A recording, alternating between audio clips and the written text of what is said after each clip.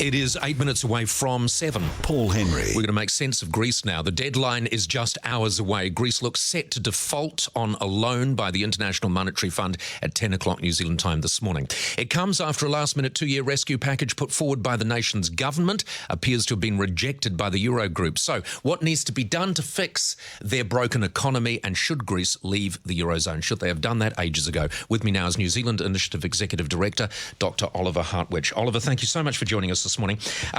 First of all, why does the Eurozone not want Greece to leave? Because they should have gone long ago.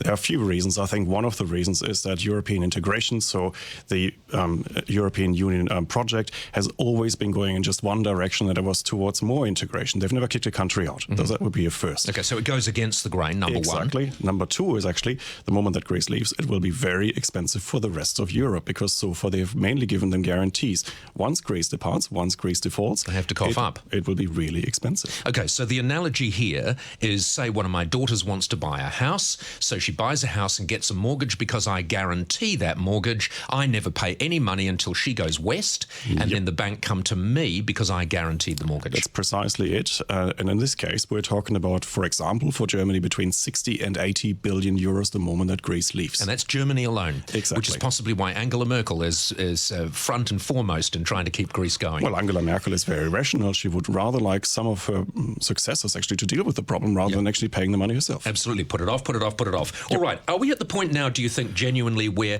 Greece cannot put off the inevitable any longer? Well, let's put it this way. In economics, there's a technical term for what's happening, and that's Greece is toast. Mm-hmm. Basically, it's bankrupt. It's been bankrupt for 5 years. Is that actually a technical economic term, toast?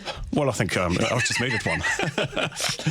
Look, Greece can never repay So no its debt. rational person could look at the financial situation Greece is in and say, we think they can trade their way out of this. Of course not, because 180% debt to GDP, which basically means they can never, ever repay their debt. So they have to default? Yes. But that's not the only thing they should do. They should get out of the Eurozone. Actually, they should have never been admitted in the first place. There's no place for Greece in the Eurozone because they can never really catch up with other more developed countries. So they get out of the Eurozone, they go back to their own currency or develop a new currency, which is immediately devalued to almost nothing? Not nothing, but 30-40% would probably do the trick for Greece, because that's what they're more expensive than the others.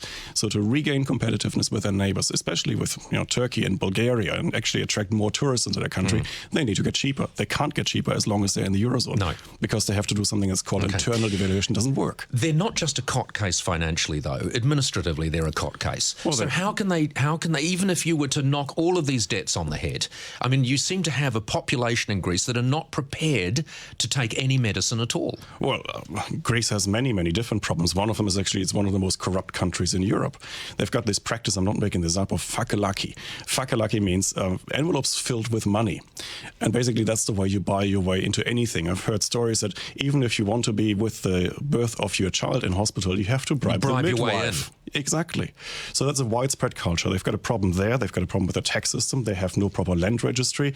They pay 16% of their GDP on pensions. Germany pays 10%. So wherever you look in Greece, they need reforms. Absolute court case. And they're very reluctant, obviously, to take any of that medicine, as I say. What do you predict will happen in the next week? We will see more last-minute deals and more midnight negotiations and long summits in Brussels. That's why we love the EU. It's great theatre.